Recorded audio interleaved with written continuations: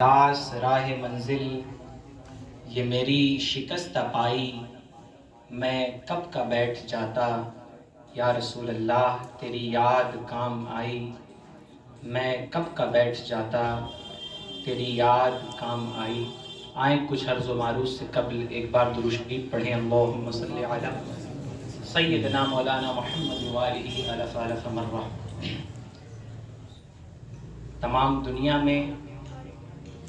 مسلمانوں کے حالات پر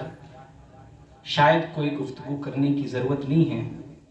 ہاں لیکن اس بات کی منظر کشی ضروری ہے کہ ہم رسول اللہ کی تعلیم سے کتنا دور ہیں۔ پیارے آقا نبی رحمت صلی اللہ تعالی علیہ وآلہ وسلم کے فرمان سے یہ معلوم ہوتا ہے، روایتوں میں آتا ہے، فرمایا علماء کرام نے کہ نبی علیہ السلام فرماتے ہیں کہ دنیا یہ ملعون ہے، یعنی لعنت کی ہوئی چیز ہے۔ فرمایا الا ذکر اللہ، سوائے اللہ کے ذکر کے تمام دنیا یہ لعنت کی ہوئی ہے۔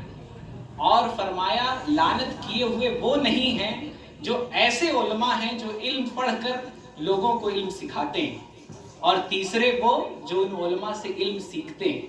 اس کے علاوہ نبی رحمت صلی اللہ تعالی علیہ وسلم نے فرمایا کہ تمام دنیا جو ہے یہ ملعون ہے، لعنت کی ہوئی ہے، اس پر لعنت ہے۔ تو آج دیکھیں کہ نبی علیہ السلام نے جس گوشے میں ہمیں رکھنا چاہا تھا، اس دنیا کی لعنت سے دور ہمیں جہاں رکھنا چاہا تھا، آج اس گوشے کو ہم نے سب سے مشکل ترین بنا دیا ہے۔ آج مسلمانوں کے لیے سب سے مشکل اگر کچھ ہے تو شاید وہ مذہبی تعلیم ہے، مذہبی تدریس ہے، مذہبی تصنیف ہے۔ اگر آپ مذہبی طور پہ تعلیم حاصل کرنا چاہتے ہیں تو یقیناً آپ کے پاس ذرائع موجود نہیں۔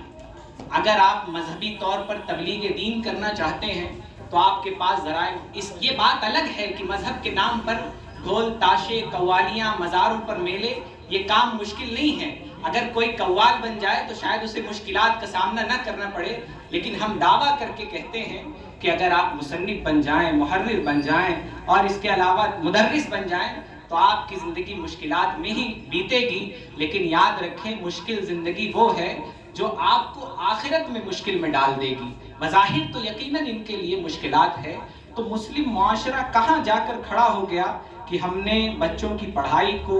ہم نے دینی کتابوں کی تصنیف کو، ہم نے تدریس کو کتنا مشکل بنا دیا ہے۔ شاید یہ وہی لوگ جانتے ہیں جو ان راہوں سے گزرے ہیں یا ان راہوں کے مسافر ہیں، اس کے علاوہ اور کوئی بیان نہیں کر سکتا۔ اس کے علاوہ مسلمانوں کی نہ شادیوں میں کوئی گراوٹ ہے، نہ اس کے علاوہ مسلمانوں کے عیش و عشرت میں کوئی گراوٹ ہے، نہ اس کے علاوہ مسلمانوں کے دیگر معاملات میں کوئی گراوٹ ہے، لیکن گراوٹ ہے تو تعلیم کے معاملات میں ہے۔ مسلمان سب سے زیادہ غریب اگر ہے تو بچوں کو پڑھانے کے معاملے میں غریب ہے۔ بہرحال نبی علیہ الصلوۃ والسلام وہ نبی جنہوں نے دنیا کو سیدھی راہ دکھائی، کفر کی ضلالتوں سے نکال کر ایمان کی روشنی بخشی، وہ نبی علیہ السلام جنہوں نے عورتوں کے سروں پر عزت کا تاج دیا، وہ نبی علیہ السلام جن کے گھر کی عورتیں امت کی بڑی بڑی محدثہ اور فقیہہ بنی، اس نبی علیہ السلام کی سیرت پر ہر چہار جانب سے حملے کیے جا رہے ہیں۔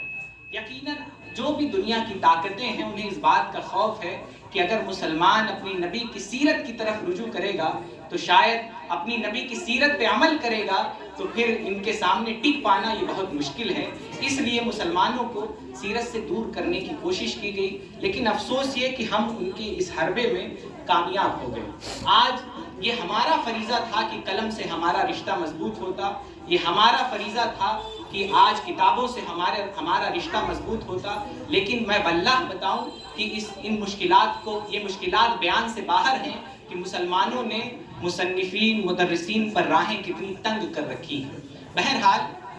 نبی علیہ الصلوۃ والسلام کی سیرت ہمارے لیے رہنما اصول ہے۔ نبی علیہ الصلوۃ والسلام کے خاندان والوں کی سیرت، اہل بیت اطہار کی سیرت ہمارے لیے رہنما اصول ہے۔ کتاب کی تصنیف اسی مقصد کے تحت کی گئی کہ عام لوگوں تک نبی علیہ السلام اور امہات المومنین، آپ کو معلوم ہونا چاہیے کہ جب بھی غیر قومیں